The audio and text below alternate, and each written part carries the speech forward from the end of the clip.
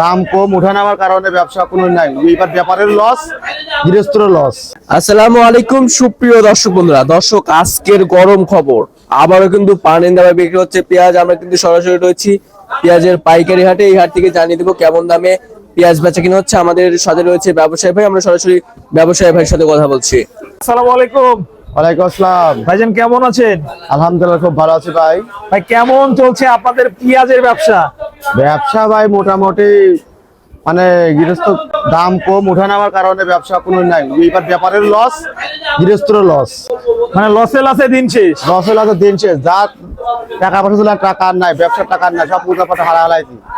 খালি কিনলেই লস, কিনলে কালকে একদম পরের দিন আর একদম। আর একদম দাম নিয়ন্ত্রণ অ্যাকুরেট দাম বাজে দেয় না সরকার, দাম ওঠানামা করে একবারে শেষ। পানির দামে পেঁয়াজ, তাই আজকে এই পেঁয়াজ কিনলাম হচ্ছে 1200 টাকা মন।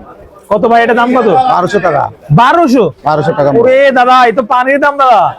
একবার পানির দাম, পানি 1 লিটার পানির দাম 40 টাকা, আর 1 কেজি পেঁয়াজের দাম হচ্ছে 30 টাকা। 20, 25, 30 এরকম দাম। হ্যাঁ, পেঁয়াজ দাম কম ভাই এই যে পেঁয়াজের দাম উথাল পাথাল, এই সময় আপনাদের ব্যবসা কেমন চলছে? ব্যবসা নাই তো ভাই, দাম কম দিলে ব্যবসা হয় না, যেহেতু আমদানি বেশি দাম কম। সস্তা দানের ব্যবসা, দাম যখন বেশি থাকে, দাম যখন 100 টাকার মতন আগে গত বছর ছিল 95 টাকা 100 টাকা, তখন ব্যবসা ছিল, আমদানি কম ছিল, চাহিদা বেশি ছিল।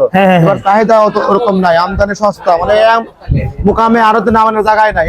দেখতেছেন ছোট্ট একটা আড়ত, ঘর ভরা পেঁয়াজ। ওরে বাবা রে বাবা, কি পেঁয়াজ! যার কারণে পেঁয়াজের দাম কম। মানে পেঁয়াজের কোনো কমতি নাই। কমতে নাই, পেঁয়াজ মানে যা পর্যাপ্ত, মানে আবাদ মানে পর্যাপ্ত অতিরিক্ত হয়ে গেছে। মানে গৃহস্থ এবারে 8,000 টাকা 10,000 টাকা মন দানা কিনে মনে করেন লাগা খরচ করে রাখাছে। 1 বিঘাতে মনে করেন 1,20,000, 30,000, 40, 1.5 লক্ষ যারা কটে রাখছে তারা 1.5 লক্ষ পর্যন্ত খরচ। কিন্তু এখন বিক্রি করে এই পেঁয়াজ বিক্রি হচ্ছে 1100, 1150, 1200, সর্বোচ্চ মাথা 1300 টাকা বাজার নাই। তাহলে ভাই এই যে বাজারে পেঁয়াজ কিনলেন, এখন কিনেও তো বিপদ, আবার এলসি ঢুকলে তো একদম বাজার নেই। এলসি হয়তো নাই, এলসি যখন আইপি নাই। বাংলাদেশে পর্যাপ্ত মানে গৃহস্থর আবাদটাই বেশি, আমদানিটাই বেশি। মানে কৃষকের আমদানি বেশি। বাইরে এখন বাইরে বাংলাদেশের পেঁয়াজ বাইরে দিলে তো সুবিধা হয়। মানে যেমন বাংলাদেশের আলু এখন বর্তমান দুবাইতে, মালয়েশিয়াতে, অন্য 3টে রাষ্ট্রে চুক্তি হয়েছে যাচ্ছে। এরকম বাংলাদেশের পেঁয়াজ যদি বাইরের রাষ্ট্রে যাইতো, তাহলে বাংলাদেশের কৃষকরা দাম পাইতো। জি, মানে এলসি বন্ধ আছে, অবশ্য নাই, এলসি আসতেছে না। যদি এখন এলসি পেঁয়াজ দেয় তাহলে তো বাজার আরো কমে যাবে।